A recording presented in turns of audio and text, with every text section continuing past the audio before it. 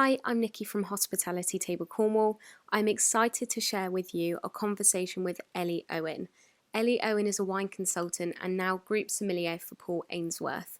In this conversation, we talked about lockdown, ways to keep busy, ways to adapt to a new lifestyle, and she also talks about her online virtual wine training, which happens every Wednesday. If you want to find out more, then carry on listening, and thanks. For the people that are watching who might not know who you are, I'm sure most people will. Who are you, and can you talk a little bit about your journey and where you are now? So my name's Elly Owen, and I am now the Group Sommelier for Paul Ainsworth. But mostly you'll find me at number 6, where I'm the sommelier there, so I match the wines and the food. I started my journey quite a long time ago now, but actually really I started as a waitress long time ago, and then I've done loads of different bits of hospitality as well as other jobs. But definitely it feels like for the most part it's all been an accumulation to get me to where I am now, definitely. Perfect. So have you always lived in Cornwall? No, although I've been here longer than I've been anywhere now, but I definitely can't call myself Cornish. So like London, Hampshire, Bath, and then here, but yeah, here for the longest, and loads of my family's down here, so I have a really fantastic support network. Oh, brilliant. So do you think you're going to stay here now? I think so, yeah. After I came back for the second time, I really felt like Cornwall and Niki was my home, so it was, it's a nice feeling. Yeah. Are you big on surfing then? I do surf. I'm not as big on it as my husband, but especially now, the first thing I do is going to be get in the water.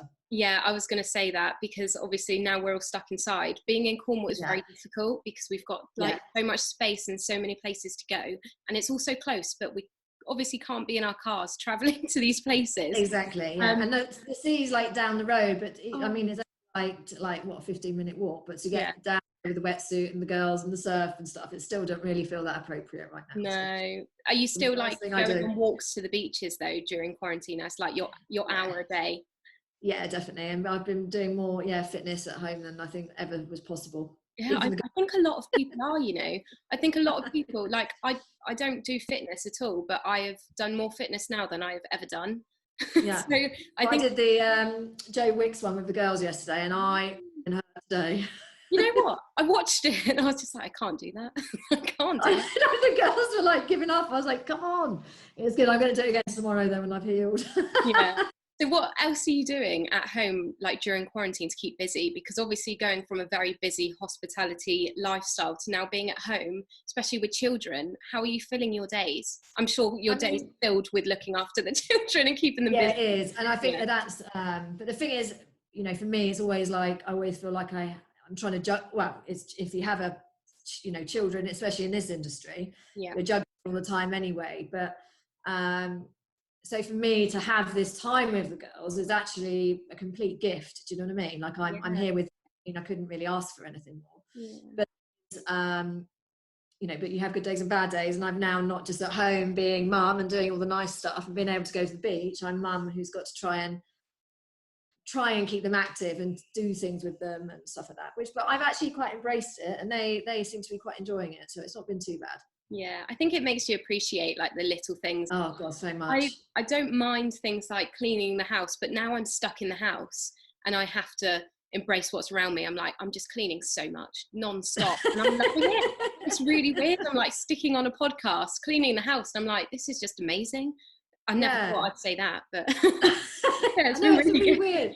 It is. It's a really weird thing because I honestly, although it's obviously not a normal thing, and there's as soon as you step out of this bubble, that's when it all feels a bit kind of surreal. But being in this bubble with the girls at home and stuff, it can be far worse. So yeah, how have you what approach have you taken to talking to your children about what's going on? Because it must be really hard with younger children trying to get them to understand like what we're currently going through.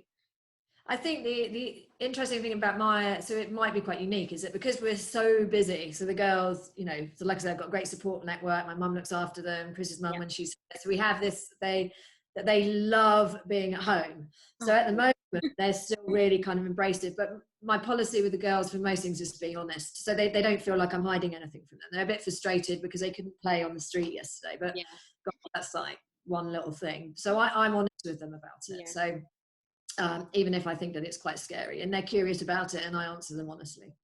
That's really good. So when this is all over, like who knows when it's going to be, but when it is finally all over, what plans have you got for when you go back to work? Have you got anything big coming up? So obviously just taking the time to kind of really just think about the business and how we can just come back bigger and better and just absolutely smash it. I mean, it's such a nervous time for everybody, but Paul and Emma, I mean, have just been, I mean, hi Tills.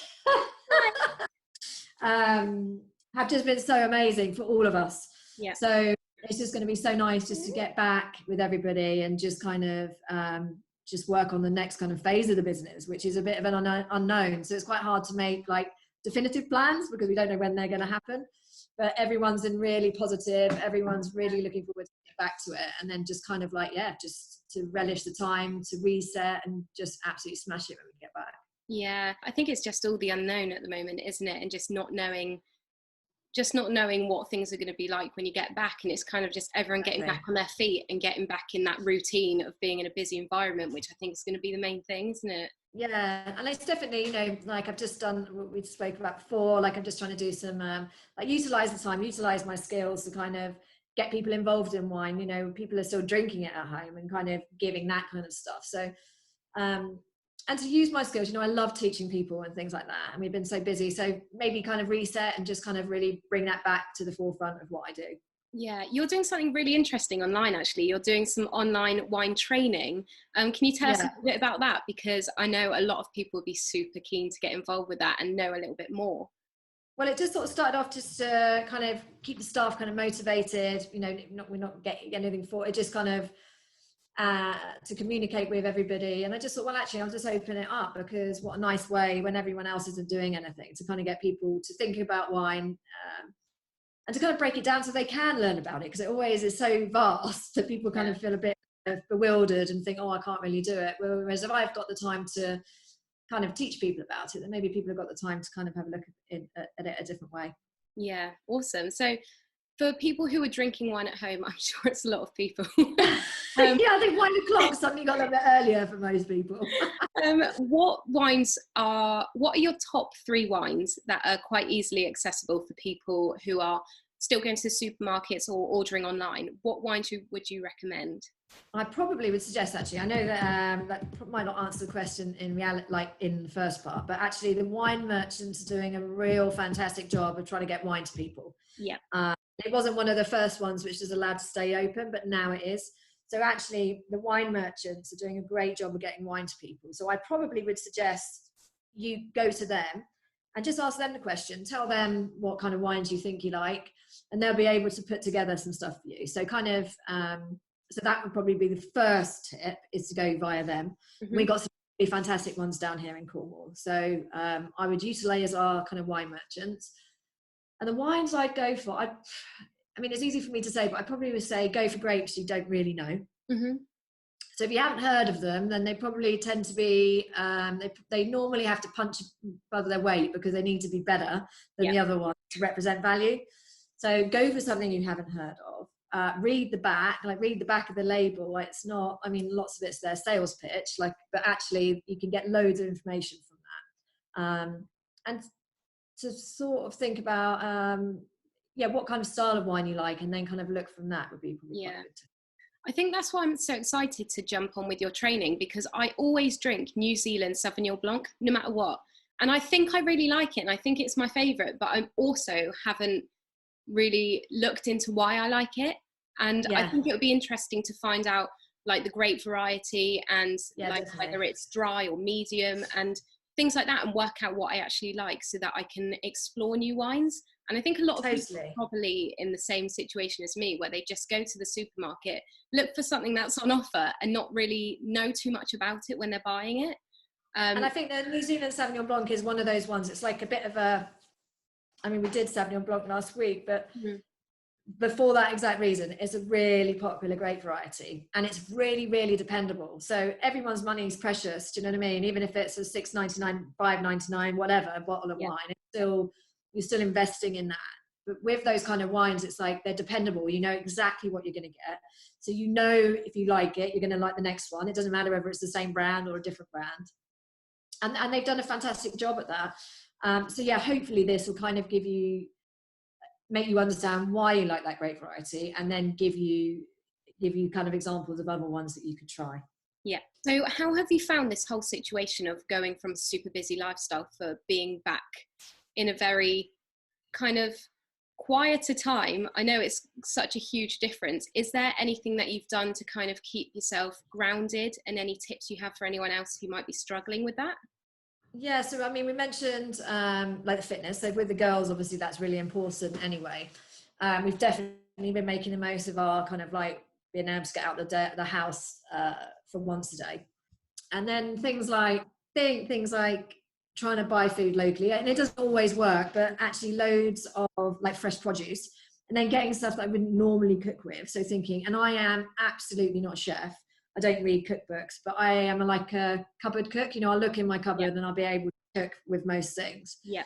And even just thinking about that has been a real sort of pleasure, because it's having to think about stuff. You know, I don't even have time to think sometimes. I don't even have time to cook. So that is one thing I miss quite a lot. So doing things like that, getting obviously the girls involved in cooking and thinking about the produce that we have has also been quite fun. And then just also I'm having to teach them, so in turn I'm actually learning quite a lot of stuff. You know, so like trying to teach them maths, well that's nearly hopeless. But we've been getting in the garden and getting back, you know, thinking about nature, thinking about the birds we see, and they've really embraced that kind of side of it. And so things like that I think have really helped my day.